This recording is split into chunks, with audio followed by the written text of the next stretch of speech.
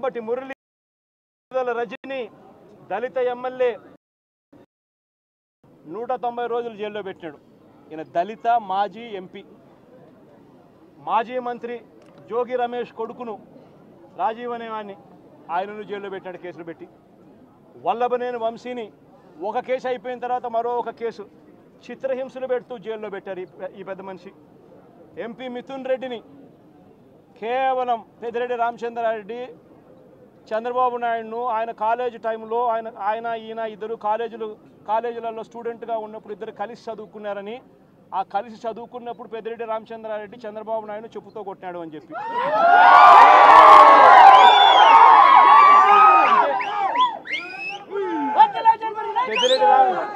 పెద్దిరెడ్డి రామచంద్రారెడ్డి చిన్నప్పుడు చేసిన ఆ చిన్న గొడవ చంద్రబాబు నాయుడు మనసులో ఎంతగా నాటుకొని పోయింది అంటే ఏకంగా పెద్దిరెడ్డి రామచంద్రారెడ్డి కొడుకును ఎట్ట తిరిగి జైల్లో పెట్టాలా, పెద్దిరెడ్డి రామచంద్రారెడ్డికి మనక్షోభ కలిగించాలా అని ఎంత సేడిస్టిక్గా ఆయన వ్యవహరిస్తూ ఉన్నాడు అని చెప్పడానికి ఇదొక నిదర్శనం. కాలేజీ టైంలలో గొడవలు జరుగుతూ ఉంటాయి, కొట్టుకుంటూ ఉంటారు. పిల్లోళ్ళన్నా కొట్టుకోకుండా ఉంటారా? పిల్లోళ్ళన్నప్పుడు చంద్రబాబు నాయుడు ఉడుకు రక్తంలో ఉంటాడు, మా పెద్దిరెడ్డి రామచంద్రారెడ్డి అన్న ఉడుకు రక్తంలోనే ఉండింటాడు. తపానాలు పీకింటాడు, ఏం తప్పే ఉంది, ఆ టైంలో జరిగింటాయి. ఆ జరిగిందాన్ని గుర్తుపెట్టుకొని సేడిజంగా ఇన్ని సంవత్సరాల తర్వాత కూడా ఆయన కొడుకును కూడా జైల్లో పెట్టించాలని చెప్పి ఇంతగా తాపత్రయపడతా ఉన్నాడంటే చంద్రబాబు నాయుడు, ఈయన మనిషిలోని విషం, ఈ మనిషిలోని రాక్షసత్వం ఎంతగా ఉంది అని చెప్పడానికి ఇదొక నిదర్శనం. మరొకరు చెవిరెడ్డి భాస్కర్ రెడ్డి. పాపం చెవిరెడ్డి భాస్కర్ రెడ్డి ఏం తప్పు చేసినాడో నాకైతే తెలియదు. కేవలం ఆయన చంద్రగిరి కాన్స్టిట్యున్సీకి ఎమ్మెల్యే కావడం. ఇదే చంద్రగిరి కాన్స్టిట్యున్సీ చంద్రబాబు నాయుడు సొంత కాన్స్టిట్యున్సీ. ఇదే చంద్రబాబు నాయుడు సొంత కాన్స్టిట్యున్సీ చంద్రగిరిలో 1983లో 1978లో ఆయన కాంగ్రెస్ పార్టీలో మంత్రిగా ఉండి పోటీ చేసి 17,000తో ఓడిపోయినాడు చంద్రగిరి కాన్స్టిట్యున్సీలో 1983లో. ఆ తర్వాత ఆయన ఓడిపోయి మళ్ళీ వాళ్ళ మామల కాళ్ళు పట్టుకొని గడ్డం పట్టుకొని మళ్ళీ 1989లో తెలుగుదేశం పార్టీలో చేరి అక్కడ రాజ్యమేలి కుప్పం అనే నియోజకవర్గాన్ని, బీసీలు అధికంగా ఉన్న కుప్పం అనే నియోజకవర్గంలోకి వెళ్ళి పోటీ చేస్తూ ఉన్నాడు. ఈ చంద్రగిరి నియోజకవర్గం ఆయన చేతుల్లో నుంచి వెళ్ళిపోయింది అని, ఈ చంద్రగిరి అనే నియోజకవర్గం ఆయన సొంత ఊరుంది కాబట్టి అక్కడ ప్రజలు చంద్రబాబు నాయుడు ఓడించినారు అని బాధ తట్టుకోలేక భాస్కర్ను వేధించి జైల్లో పెట్టించే కార్యక్రమాలు చేస్తూ ఉన్నాడు. చివరికి భాస్కర్ ఒకడే కాదంట, భాస్కర్ కొడుకు మొన్న కంటెస్ట్ చేసినాడు. పాపం లండన్ నుంచి వచ్చినాడు పాపం ఆ పిల్లోడు కూడా మొన్న కంటెస్ట్ చేసినాడు. ఆ పిల్లోని కూడా కేసులో పెట్టినాడు. ఇదే పెద్ద మనిషి చంద్రబాబు నాయుడు కొడాలి నానిని, పేర్ని నాని భార్యను కూడా చివరికి అని కూడా చూడకుండా ఆమెను కూడా కేసులో పెట్టాలని చిత్రహింసలే.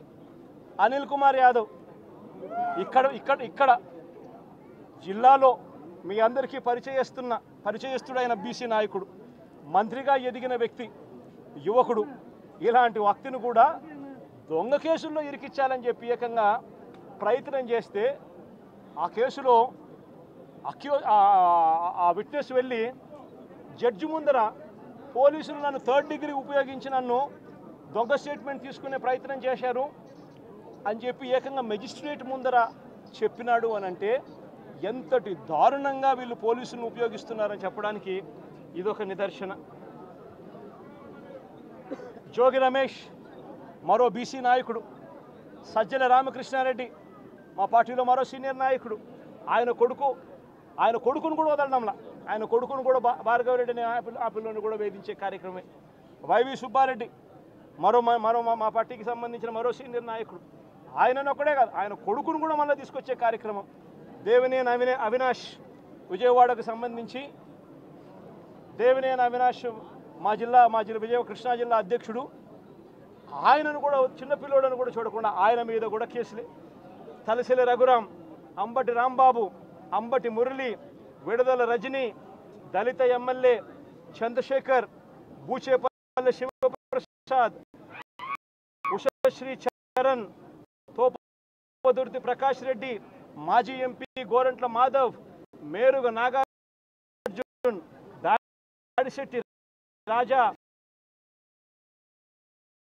అబ్బాయి చౌదరి, సుధీర్, సత్తెనపల్లి మన తరఫున పోటీ చేయబోతా ఉన్న క్యాండిడేట్ లేళ్ల అప్పిరెడ్డి శ్రీనివాసరెడ్డి, సిదిరి అప్పలరాజు, మరో బీసీ మంత్రి ఉప్పాల రామ్, మన ZP chairman Uppala Harika husband Mondithoka Arun మన పార్టీకి సంబంధించి దళితుడు. ఈ నాయకులందరి మీద మా ప్రతాపన్న కేసు. ఇవి కాక ఇతర నాయకుల మీద సోషల్ మీడియా చంద్రబాబు నాయుడు గారి కొన్ని కేసులు పెట్టి హరాస్మెంట్. నేను అడుగుతా ఉన్నా చంద్రబాబు నాయుడు గారిని, అయ్యా చంద్రబాబు, పని కూడా ఒక తప్పుడు సాంప్రదాయానికి నువ్వు విత్తనం విత్తుతున్నావు. ఇదే విత్తనం రేపొద్దున వృక్షం అవుతుంది. నువ్వు ఏదైతే ఇత్తుతావో అదే పండుతుంది. రేపు ప్రభుత్వమే ఉండదు. రేపొద్దున కన్ను మూసుకొని కన్ను తెరిచేసరికి మరో 3 సంవత్సరాలు అయిపోతుంది. 3 సంవత్సరాలు అయిపోతే ఆ తర్వాత వచ్చేది మా ప్రభుత్వం. మా ప్రభుత్వం వచ్చిన తర్వాత ఇదే చంద్రబాబు నాయుడు గారి అడుగులకు మడుగులెత్తిన ఈ పోలీస్ అధికారులకు ఎవరెవరైతే అన్యాయాలు చేశారు, ఎవరెవరైతే వాళ్ళందరిది కూడా లెక్క జమ తీస్తాం, వాళ్ళ ముందర నిలబెడతాం. వాళ్ళందరినీ కూడా ఏదైతే మీరు విత్తనం విత్తారో అదే రేపు పొద్దున రెండింటే మీ పరిస్థితి ఎలా ఉంటుందో మీ అందరికీ కూడా రేపు పొద్దున అర్థమయ్యేట్టుగా కూడా ఖచ్చితంగా రాబోయే రోజుల్లో జరుగుతుంది. ఇప్పటికైనా చంద్రబాబు తెలుసుకో అని చెప్తా ఉన్నా, నైజాన్ని మీ వైఖరిని మార్చుకో అని చెప్తా ఉన్నా. అలా చెయ్యకపోతే మాత్రం రేపొద్దున జరిగే పరిణామాలకు మాత్రం బాధ్యత మీరే వహించారు అని చంద్రబాబు ఆయనకు అడుగులకు మడుగులు ఎత్తే ఈ అది ఖర్చు మేము రిటైర్ అయిపోతామనో లేకపోతే ఇక్కడ నుంచి కనపడకుండా విదేశాలకు వెళ్ళిపోతామేమో అని చెప్పి అనుకుంటాం. ఈ అధికారికి చెప్తా ఉన్నా